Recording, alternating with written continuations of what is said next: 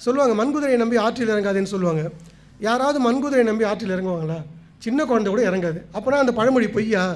அது பொய் இல்லை, உண்மை தான். ஆனால் அது அர்த்தம் தான் பொய். நாம் கேள்விப்பட்ட அர்த்தம் பொய், அதுக்கு உண்மையான அர்த்தம் வேறு. அந்த காலத்தில் பார்த்தீங்கன்னா ஐயாக்கெல்லாம் தெரியும், இப்போ தான் குழா திறந்தால் தண்ணி வருது. அப்போல்லாம் குழா கிடையாது, ஆற்றுல போய் தண்ணி எடுத்துன்னு வருவாங்க. எப்படி போய் எடுப்பாங்கன்னா, பள்ளம் தோண்டுவாங்க, ஊற்று வரும், அந்த ஊற்றுலேருந்து தண்ணியை மொண்டு ஊற்றி எடுத்துன்னு ஒரு வீட்டுக்கு வருவாங்க. அதுதான் அந்த காலத்து வழக்கம். அப்போது அந்த பள்ளத்தை தோண்டிட்டு மண்ணை சரியாக சமமாக போட்டு மூட மாட்டாங்க, அப்படியே குவிச்சிட்டு வந்துடுவாங்க. அது ஒரு குவியலாக இருக்கும். அங்கங்கே பல பெண்கள் இருக்காங்க இல்லையா, பல சுற்றி அங்கங்கே குவியல் இருக்கும். அப்போ அந்த மண் குவியல் மேலே காலை வச்சா நம்ம கால் உள்ளே போயிடும், விழுந்துருவோம். அதுக்காக தான் அதுக்கு பேர், அந்த குவியலுக்கு பேர் குதிர். அந்த மண்ணை சேர்த்து வச்சாங்க பார்த்தீங்களா, அந்த குவியலுக்கு பேர் குதிர். அப்போ மண் குதிரை நம்பி ஆற்றில் இறங்காது. அந்த மண் குதிரையை பார்த்து